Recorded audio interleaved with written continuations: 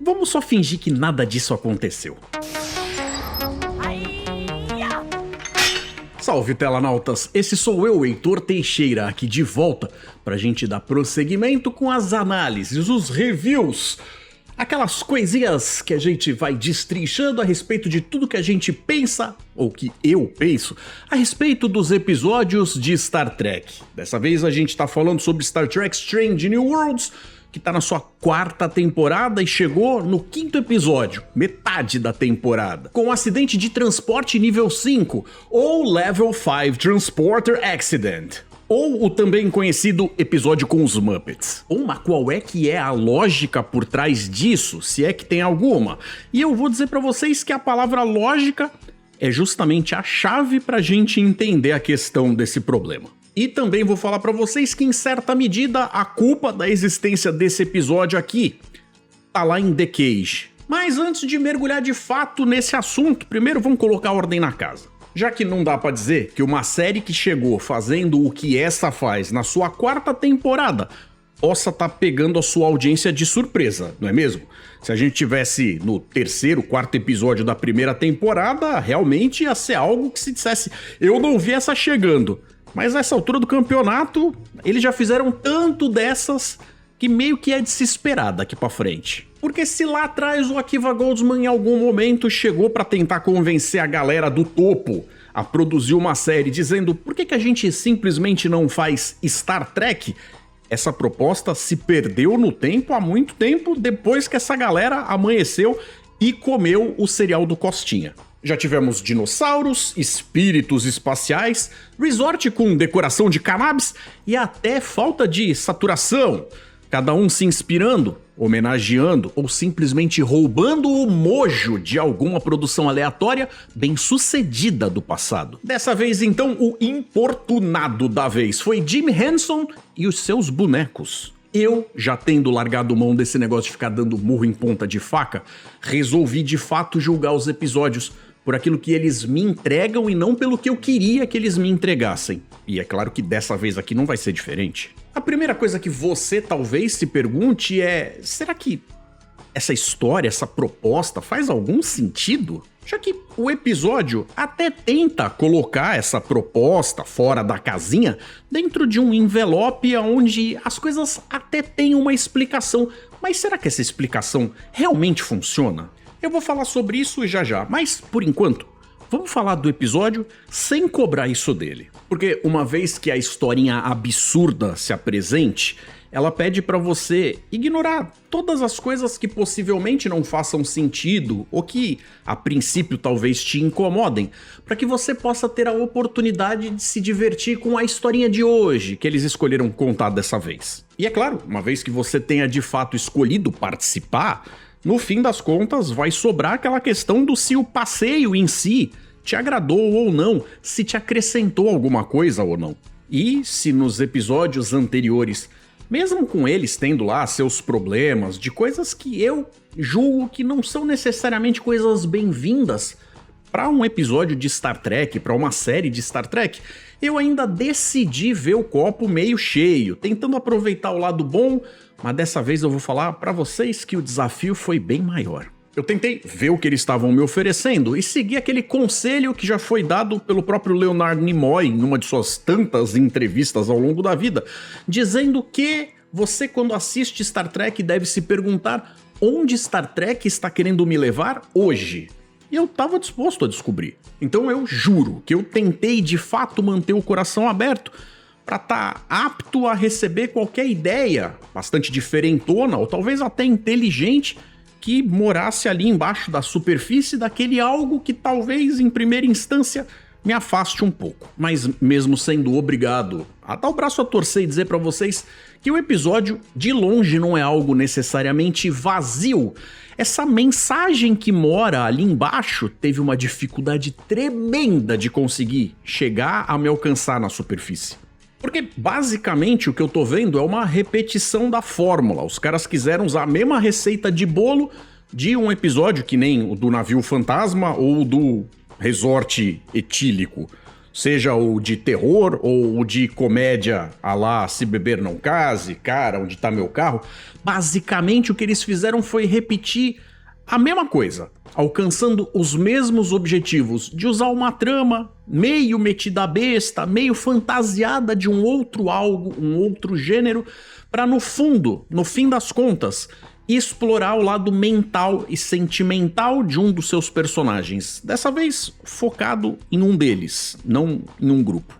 Então, uma vez que o elenco tenha sido transformado em fantoches, toda a lógica interna acaba funcionando como se fosse de uma produção para uma obra feita de propósito para ser assim desde sempre.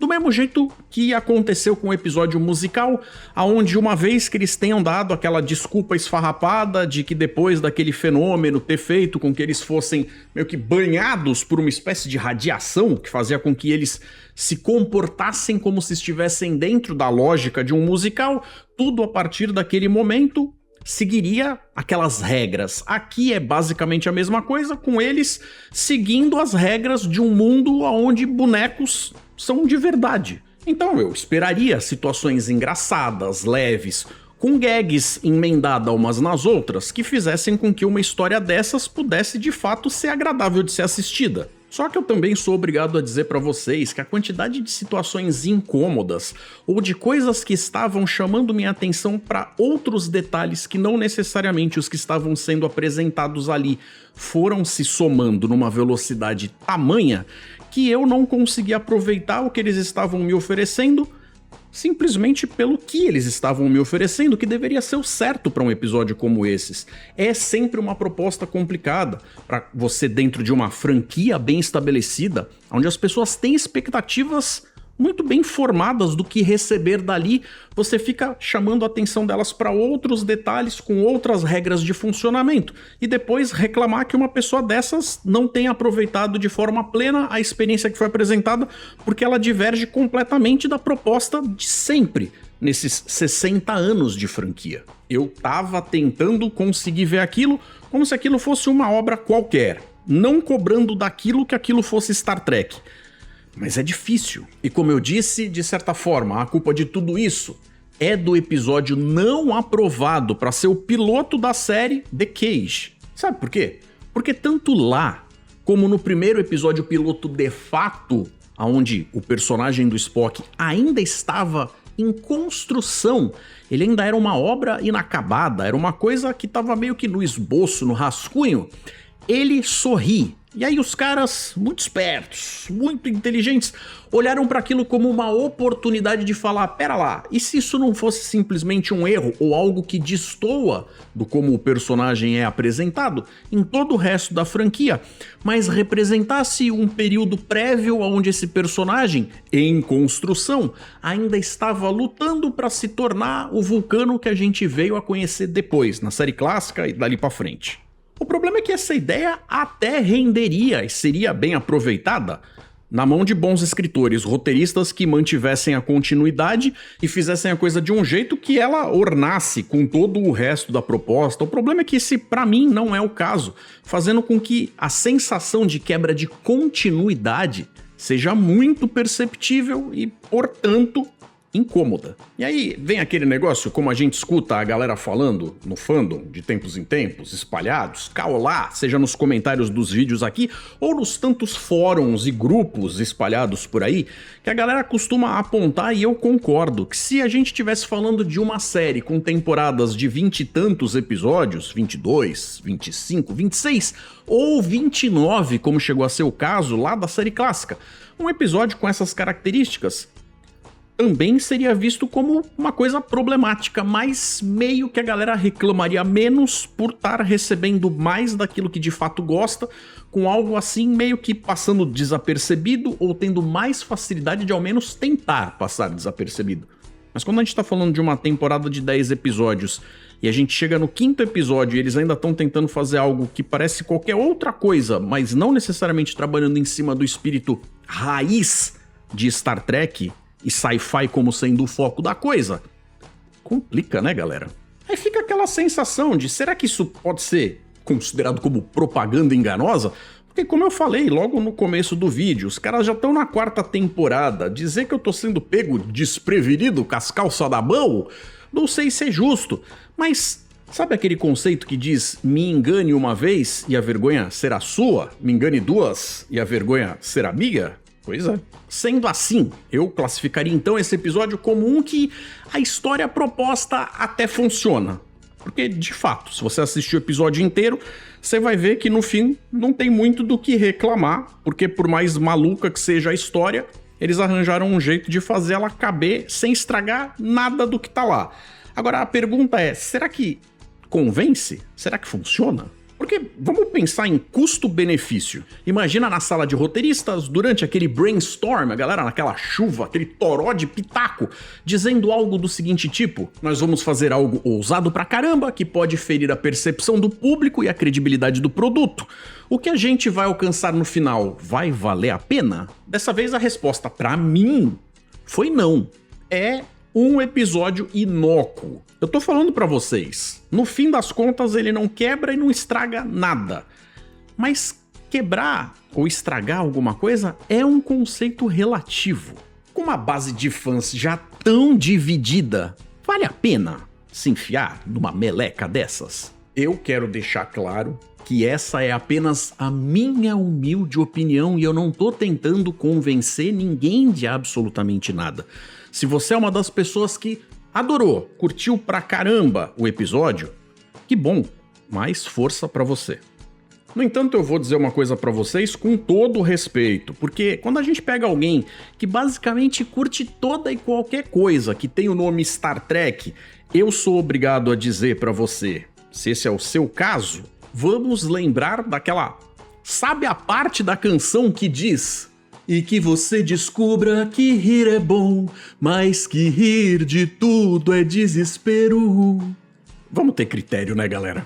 Ao contrário do que muitos vão dizer, esse episódio aqui, pra quem já acha que a franquia tinha alcançado o fundo do poço, não vai tornar nada pior. Essas pessoas já talvez tenham sido perdidas em relação, pelo menos, a esta série. Talvez não as próximas produções, nas próximas eras sobre a nova gestão, mas pessoas que de repente olham para esta fase de Star Trek com maus olhos, achando que ela está sendo feita em cima de basicamente más escolhas, não tem muito mais para onde descer. Mas é muito complicado defender um episódio que nem esses no meio de uma temporada que só tem 10. É claro que tudo depende das expectativas de cada um, mas eu vou ser franco com vocês, mais uma vez.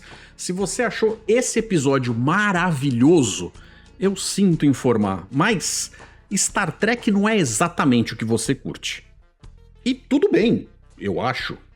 O problema, na minha opinião, deixa eu fazer uma analogia pra vocês me entenderem. Eu, às vezes, imagino Star Trek meio que como um remédio, que tem certas substâncias pra ter um princípio ativo, para alcançar um objetivo, quando é consumido, gera algo dentro de você. Então fica realmente complicado achar que vale a pena receber algo sem esses elementos, crendo que só a parte do efeito placebo vai ser o suficiente. Espero ter coberto tudo a respeito do episódio dessa semana, com os bonecos, da melhor forma possível. Se eu deixei escapar alguma coisa, espero receber os comentários de vocês para complementar. Não esquecendo que agora, no dia 21 de agosto desse 2026, nós vamos ter a live fazendo um review da primeira metade desta temporada, esta 4ª temporada de Strange New Worlds, pra gente falar bem e mal. Qual dos dois lados será que vai ganhar? Não sei. Mas todos vocês estão convidados para vir fazer parte disso e poderem participar ao vivo com seus comentários na tela. É como se fosse o momento dos teladautas que está funcionando o tempo todo. Conto com vocês. Lembrando que nós teremos como convidado, fazendo parte disso, Paulo Mafia, um cara afiado para fazer comentários. Lembrando também que a gente também tá fazendo os reviews agora da série Lanternas, então não esqueçam, inclusive lá vocês podem participar do momento dos telanautas. Vou ficando por aqui, mas vou deixando 2 sugestões de vídeo para vocês seguirem com o meu conteúdo. Um forte abraço, galera, e até mais.